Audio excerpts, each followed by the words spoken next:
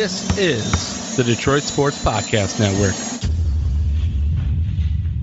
And welcome, folks, to another edition of Open Mic Night. I'm your host, Noah Taluki, and on today's episode, Michigan basketball losing a stunner to the number 11 seed UCLA. We'll break that one down for you. Also, I want to revisit some of my brackets picks like we've been doing the last couple weeks, and a little bit of my look at the Final Four coming up, unfortunately not including the University of Michigan Wolverines. Also, Tigers starting on Friday. I'll give you some storylines to look at. Also, we'll do a little preview of the season. So it should be a great episode, and I can't wait to get into it with picks and previews and all that. It should definitely be fun, that's for sure. But before we start, I did want to give a shout out to our John Carroll football team here, beating the Marietta Pioneers 34-10. Marietta, very interesting place, right on the Ohio-West Virginia border. We stayed here at home, though, and we won that one 34-10 after losing to perennial power Mount Union last week. Then we had senior day. A couple of the seniors are leaving in the spring here, and a lot of the guys, most of the seniors will be returning in the fall. But for the guys that are not returning, we had a little senior day, and I was very honored and blessed to be able to be honored as well. I mean, I've worked for the team the last 3 years, and we've been a top 10 team in Division III, so it's been a really fun ride. We have one more game left, and that will definitely be bittersweet, that's for sure. But very happy that I was able to get that recognition, and I appreciate Coach Fanati, Rick Fanati. We had him on the podcast back in the summer. If you want to go back and listen to that episode, that was one of my better interviews I think that we did over here on Open Mic Night. So he's a very classy guy, and I really appreciate everything that he's done for me in the football program at John Carroll. That is for sure. But speaking of Michigan, where he used to be a football coach for 2 years, losing to UCLA, 51-49. UCLA, of course, the 11 seed in the tournament. Michigan's the 1 seed. I don't think anybody saw this coming at all. And now, there were a couple people in the bracket on ESPN. Not in my league, but I saw on ESPN, there were some people that picked UCLA to win it all. I wonder why.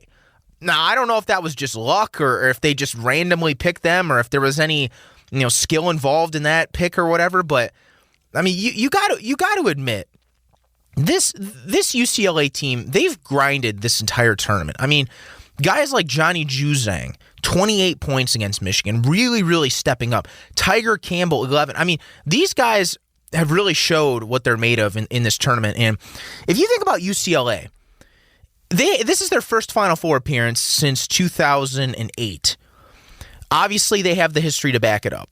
They had John Wooden back in the day, winning all those national titles in the 60s, 70s, Bill Walton and Lou Alcindor and all those players. Once John Wooden left, they had that little bit of a lull, and then they kind of got back into the mix a little bit in the 90s when they had the O'Bannon brothers and all that, kind of dipped back down. They had some star players like Russell Westbrook, Kevin Love, but they never, reached that peak again of winning the championships. And now all of a sudden they got this new coach, Mick Cronin, who really, really built up the Cincinnati program. I think he was the coach from 2006 to 2019. So yeah, this is his second season in Los Angeles. And in his second year, going to the Final Four. I mean, they just have an incredible season, and it's not over yet. 2 West Coast teams facing off against each other, Gonzaga and UCLA in the Final Four. But this team has really stepped up. And you got to remember, this is the same UCLA team that beat Michigan State in overtime. Remember, Michigan State was that close to beating UCLA in the play-in game. And this team is off and running to the Final Four. Unbelievable. And I just never thought. And look, I thought after UCLA beat Michigan State, I had already submitted all my bracket picks and everything. Something told me that they were going to maybe make the Sweet 16. Maybe. But I didn't see them going past the Sweet 16. No. And especially not the Final Four. And sure enough, Mick Cronin, great coach, has UCLA back in the Final Four. And I mean, how incredible. The story of Johnny Juzang really stepping up in the tournament as well. And then Tiger Campbell. So funny story about Tiger Campbell with me. Back in like my junior, senior year of high school, I was down in Florida at the Universal Sports Bar. And then they have a big, all these TVs with all these NBC networks. And it's just like a sports bar's haven. Or it's like a sports fan's haven because you get all these TVs from all these different channels. And there's like 100 TVs in there. It's crazy. So when I was eating, one of the TVs that I was watching was the Dick's Sporting Goods National Championships or something like that. And I remember watching, La Lumiere was playing. And La Lumiere is that big basketball prep school out in Indiana. And they were playing some team from the West Coast. I can't remember what team it was. But I remember seeing this guy on La Lumiere just dominating. And I always remembered this guy because of his big hair that he had and just his presence on the court and how good he was, even in high school. And I remember the announcer saying, well, that's Tiger Campbell. And I thought, man, that's cool. Tiger. That's a nice name, Tiger. I mean, how flashy is that? And then I realized it was Tyger, not Tiger. I thought more maybe like Tiger Woods, Tiger, but Tiger Campbell with a Y. And I put him in the back of my head. I says, you know what, I'm going to remember where this guy goes because this guy was really good out there. And sure enough, he's starting for UCLA a couple years later and really making an impact. So I never forgot Tiger Campbell once I saw that game when he played in high school. I says, I wonder, this kid's probably going to go places because of how good he was in that Dick's Sporting Goods tournament or whatever. Played same team back in the day on La Lumiere with Jaren Jackson. Fun fact, he, of course, played that 1 year at Michigan State before going on to the NBA. Now he's with the Grizzlies. So definitely a high school basketball connection over there. That's for sure. But yeah, 51-49. I didn't think UCLA shot that well. I mean, they only shot just under 39% from the field, 23 from deep.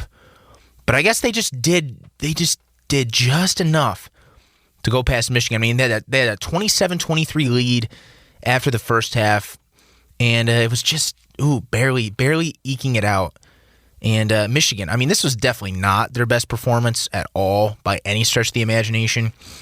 I mean, they basically shot the same as UCLA, 39%. And, I mean, from three, they couldn't really get anything going, just over 27%. Couldn't shoot free throws either, 54%. Yikes. UCLA cashed in. They were 6 of 7. Wow. So, and the high scorer for Michigan was Hunter Dickinson with 11. That was it. As much flash as this Michigan team had, they just could not seem to pull away from the upstart 11 seed UCLA. Could not stop Johnny Juzang. 11 of 19, 2 of 5 from deep, 28 points. Wow. I'm still in awe of that performance. That's a performance that'll go down for a long time over there. That's for sure. But hey, you know what? Thinking about Michigan, though, I mean, they had a superb season. I mean, ended only with 5 losses, 23-5, 14-3 in the Big Ten. They won the Big Ten regular season. You know, good job from Michigan. You know, I especially, you got to think about it with Juwan Howard in his second year. There was a lot of doubts. I mean, I had my doubts, of course, too. Remember, John Beilein really cemented this Michigan basketball program. And I think there was a lot of questions with a lot of people out there. Would they retain the same success as they did with John Beilein? And I think right now, this season, they really shocked a lot of people. And Juwan Howard being a Michigan man, you know, there's people out there that think maybe Michigan shouldn't hire Michigan men because look what's happening with Jim Harbaugh. You know, they got to just quit with the Michigan men. But, I mean, right now, Juwan Howard doing a fantastic job, and you know, Michigan has a lot to be proud of. I know, obviously, their goal was the Final Four, but you know, this team looks like they may just be getting better and better each year. I know they're going to be losing some guys like Eli Brooks and Isaiah Livers. I mean, they can come back if they want, but we'll have to see. We'll have to wait on that. Hunter Dickinson. I mean, we'll see what happens with him. Franz Wagner. I mean, they have guys. They definitely have guys that can play. And they definitely should be applauded for their effort this season. That's very, very good to see from them. And hopefully, you know, we'll see Michigan back in the fold. You know, they could just be getting started with this whole Final Four thing with Juwan Howard and company. And, Phil Martelli even. I mean, what a great assistant coach to have on that team. I mean, all that experience at St. Joseph's down in Philadelphia at a mid-major Division I that was very good for a long time, coaching guys like Jameer Nelson, a couple other guys that made it to the NBA.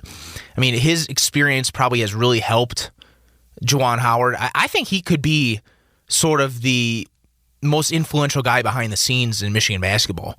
So keep your eye on Phil Martelli, doing a great job guiding Juwan Howard in his second year as head coach, first NCAA tournament appearance as well. So congrats to Michigan, good season, but just could not do it against the upstart 11 seed UCLA.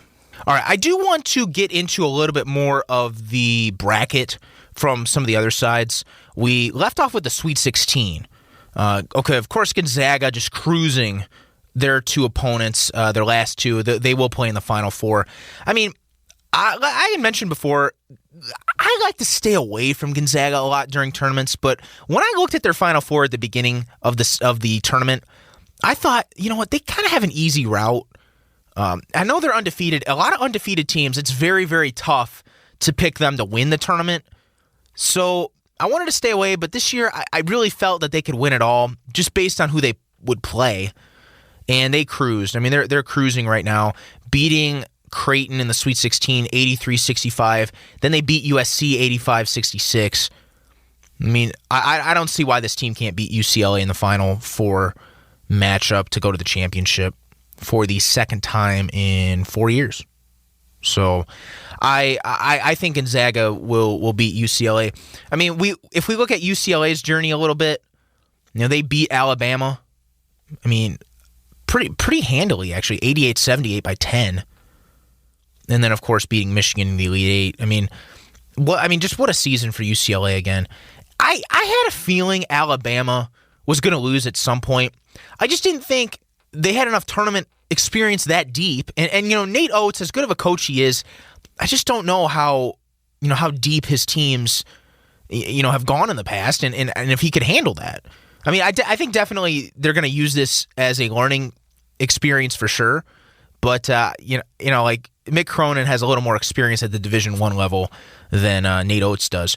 I mean, when Mick Cronin was taking Cincinnati to national prominence back then, I mean, Nate Oates was still in high school at Romulus. He was still a high school head coach. So definitely Mick Cronin has a lot more collegiate experience, I would say, that's for sure. Michigan just dismantling Florida State in the Sweet 16. I had a feeling Florida State, Michigan would have that matchup, and I knew Michigan would probably win that regardless of Isaiah Liver's injury or not. Baylor, we'll head to the South. Baylor, okay, so every year I pick a team that is a one seed that falls. This year, my one seed that fell was Baylor. Basically, I just based that on previous tournament history. Now, is that a good idea? Sometimes, but there's other years it's not. Obviously, this year, and you think of like Texas Tech a couple of years ago. I mean, sometimes it's risky. Other times it pays off. This was definitely one of the more risky ones. Baylor playing Houston in the Final Four. I mean, Baylor hasn't been to the Final Four since, I think, 1950.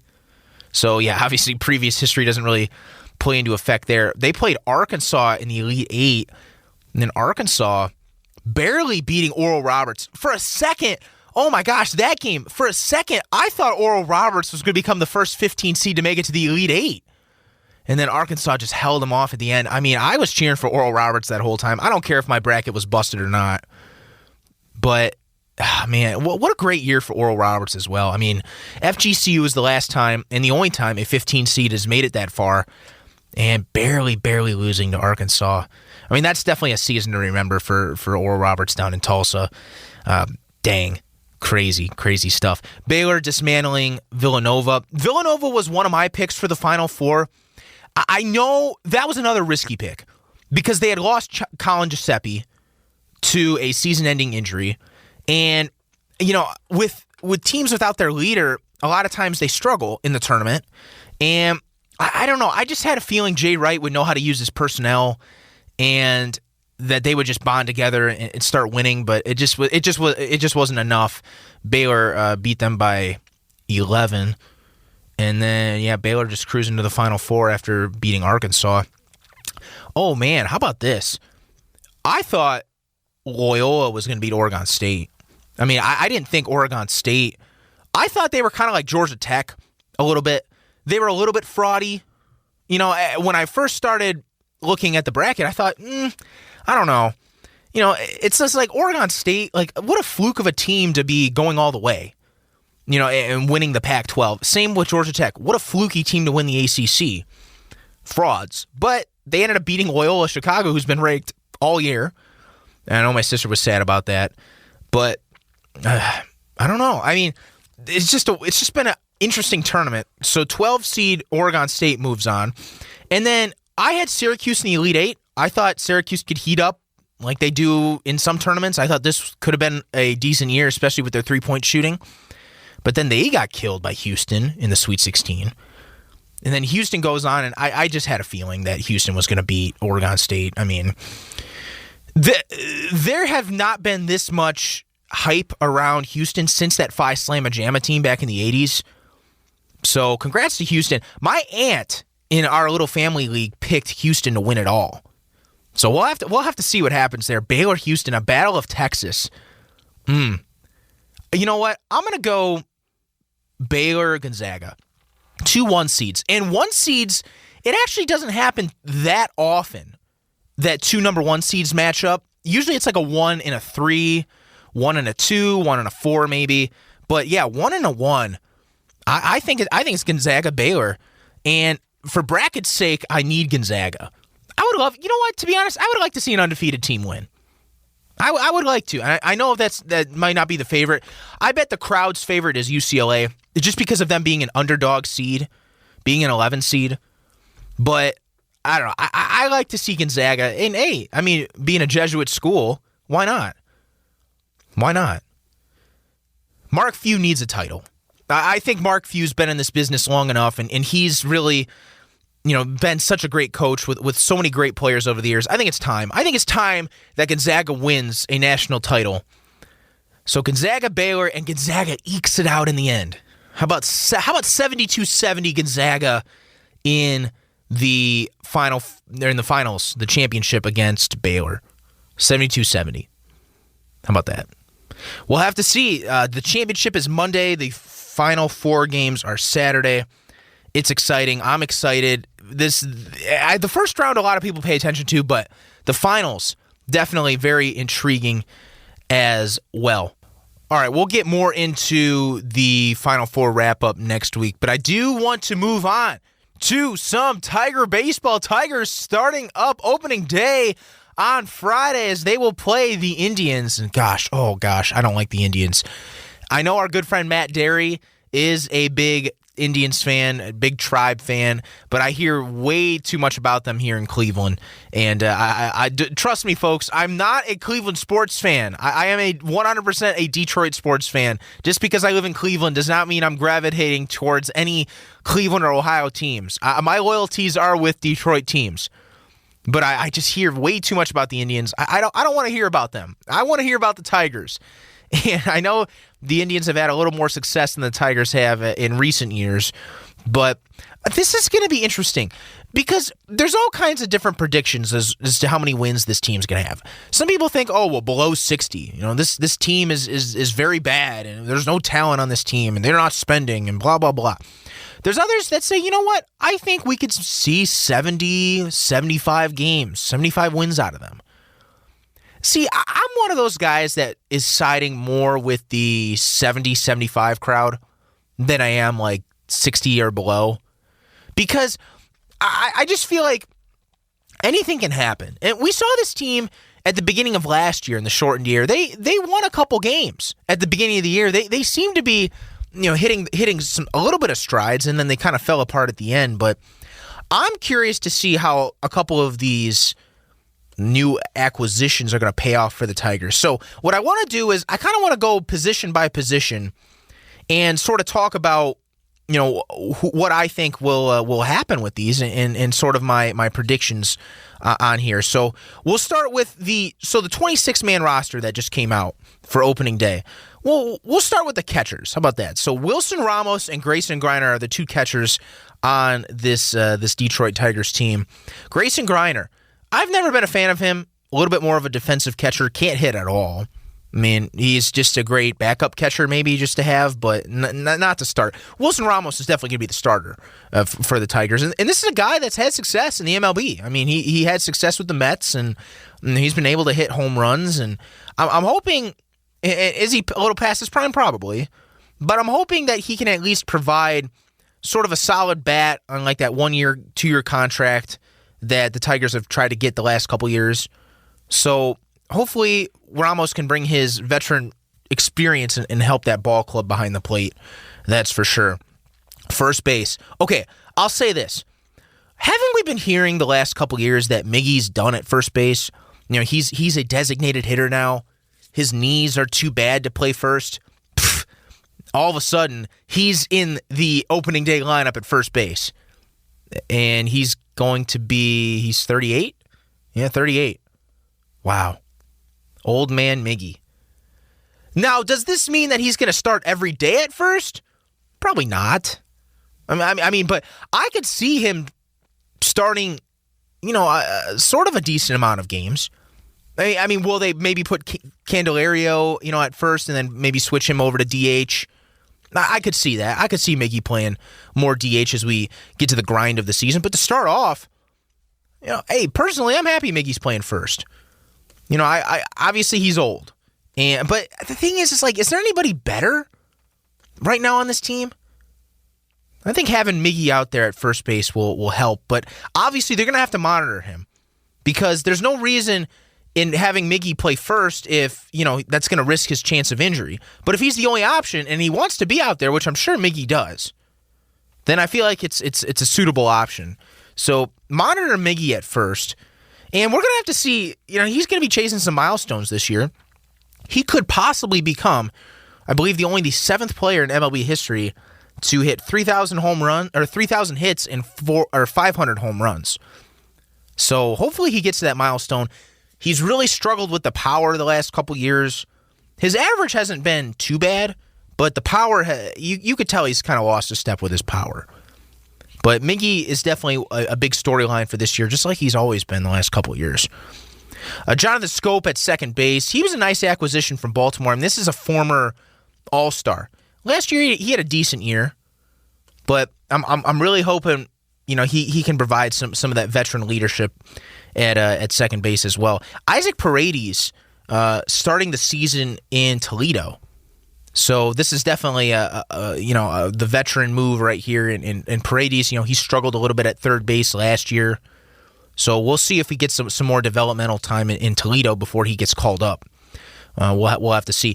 All right, Jamerr Candelario at third. I mean, we saw him. He's been struggling the last couple years. He was known for his plate presence. He was known for his plate patience and his really good eye at the plate. And there were a couple years early on in his tenure with the Tigers where he was getting some good looks, and he was getting on base, but he's really struggled to hit the last couple years. And I'm gonna be excited to see if he can really come back from that, if he can get out of his little slump, and play decently at third base. I think Candy has a lot of potential. I do, but we're gonna have to see if he can really bounce back this year, especially under new manager A.J. Hinch, former Astros manager. Hopefully he can get the best out of these guys, that's for sure. All right, shortstop, Willie Castro. And Willie Castro was definitely one of the more consistent hitters on this team last year. He's only 23 years old, and he'll probably be batting in that middle of the lineup. So Willie Castro could be a decent piece for the Tigers this season, and we'll have to see what they do later on. Really, when the season gets to a grind, that's for sure. All right, so outfield now, we got a rotation of Robbie Grossman, Jacoby Jones, Nomar Mazara, Victor Reyes, and Akil Baddoo. All right, Robbie Grossman, Nomar Mazara, and Baddoo were the three guys that what kind of came, new this year. So Robbie Grossman, of course, everybody knows him from the Twins. He was decent. Nomar Mazara, he's flashed some power before when he was with the Rangers. And then Baddoo was that Rule 5 draft pick, and that a lot of people have been raving about him during spring training. So I'm curious to see what Baddoo can do. Because he's shown speed, he's shown power, he's shown ability to play in the field. I would love to see what Baddoo can do. Baddoo can do. So, and then obviously there's Jacoby Jones and Victor Reyes. Victor Reyes is, I was never really a fan of him, but he had shown a little bit last year that he can hit the ball. So I wouldn't mind seeing him in the everyday lineup in right field, Jacoby in center field. I think Jacoby is a very underrated center fielder. We've seen him make some of those amazing catches out there. And you saw he did improve his hitting last year. I think he got a new hitting coach and all that. And one of the guys that he was modeling after was somebody with the Phillies or something like that.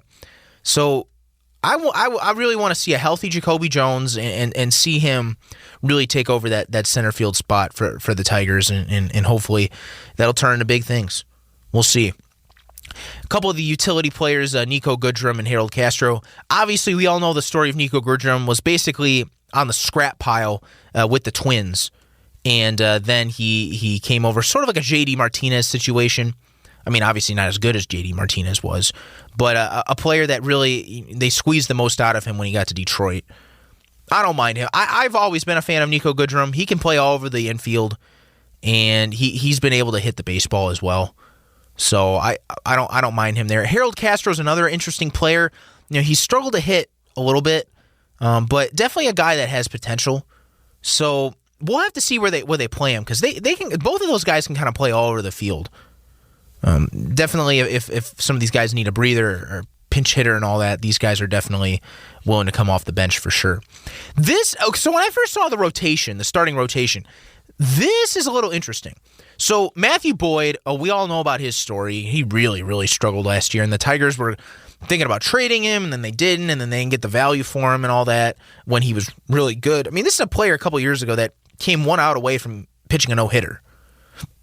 So he's obviously flashed potential, but he's just really struggled. So I don't know. Jordan Zimmerman's off the team. He's done. He's out of the fold. He signed with his hometown Milwaukee Brewers, actually. Julio Teheran. This is a guy that had success with the Braves. A new signing.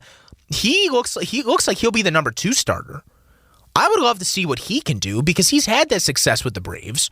I know it's the AL. No more NL for him, but I think he could turn into a decent pitcher in the rotation for the Tigers. Obviously, Tarek Skubal and Casey Mize, the 2 young guys. Man, I think Skubal right now is flashing more than Mize is. We're going to have to see. I'm really excited to see these guys, because obviously, we have to get the most out of them. They're older guys now. I mean, they're in their mid-20s. They're not babies. They're not 18-year-olds. The Tigers have to squeeze the most out of them as they can. And then Jose Urena, he was the old pitcher from the Marlins. He's shown some flash as well. So, am I expecting, like a top 5 rotation in the MLB? No. But I want to see what these guys can do, because these guys have shown flashes before. I want to see if they just, maybe with a new team like Urena and Teheran, new team, they might have some new juice in them. You never know. We'll have to see with them. But I think this is definitely a stronger rotation than they've had in previous years. Like with Zimmerman. I mean, Zimmerman. I mean, that was just a total disaster in Detroit. I mean, there were guys like Mike Pelfrey, if you remember him, the guy from the Reds. His name escapes me. Just a bunch of these bad acquisitions. These one-year deals that just did not work out at all. Hopefully these guys actually give the Tigers some strength. And then the relievers, Derek Holland. The big ones, Derek Holland, Daniel Norris, and Michael Fulmer. So 2 former starters, really 3. All 3 in Norris, Holland, and Fulmer. Holland, of course, was that really good starting pitcher for the Rangers from years back. And then Fulmer, the 2016 Rookie of the Year. these guys are in the bullpen. They'll probably give you a spot start when needed. But it's going to be interesting to see how these former starters adjust to bullpen life. If they can really regain, their dominance as they were as starters and then transition that over to the bullpen. There's a lot of exciting storylines for the Tigers. Now, am I saying playoffs? No. I'm not. I'm just warning you. I'm not saying that this team is going to make the playoffs or anything. But what I'm saying is that this team might be a little better than some people think. Maybe like 70, 75 wins. Because you got to remember, there is younger players that are probably going to be coming up for the Tigers soon. I mean, Spencer Torkelson, I'm assuming they're waiting for service time on him. Same thing like they did with Mize and Skubal last year. I want to see what potential he can flash, because if he comes up, Miggy will probably have to revert back to DH, keep Candyman at third, put Torkelson at first, or vice versa. Maybe we'll see Torkelson at third and Candyman at first with Miggy at the DH. It'll be interesting. I think that's why Miggy is starting at first base this year. They're waiting for Torkelson to come up, and then he can kind of go back to DH. But it's obvious that Miggy has been able to play first. I mean, one of the more underrated first basemen in terms of a glove, I think. I mean, we've seen him snag those line drives. I mean, he's older now, granted, but I mean, he's definitely, and he wants to be out there. I know he does. So I'm excited for this season. I don't care about the negative reports about them or anything. And, some of them might be correct. Some of them might not be. But I want to be as fair as possible with this team. And I think maybe 70 wins. 70 wins this year. That's my prediction right now. We'll be following, of course, the Tigers. I know John Macaroon and company, they do their Tiger Talk podcast with Vito Churko and all that. They do a really good job with that. Stay tuned for more of that coverage, and it should be fun. I'm excited to get Tiger baseball back at Comerica Park and hopefully watch a couple games if I can. That's for sure. But thanks again, folks, for tuning in. Be sure to check out all the other content. As I mentioned, Tiger Talk, SI Lions. We got to get into more Lions because the draft is in about a month. And I know the Lions have been making a couple more moves, but we'll get to that in coming weeks. Final Four talk next week. Probably some Tiger Talk after opening weekend. It's going to be exciting in the next couple weeks in Detroit sports, and we're starting to pick up a little bit now with the Tigers back in action. That is for sure. But thanks again, folks, for tuning in. Happy Easter, and be sure to join us next week only on Open Mic Night.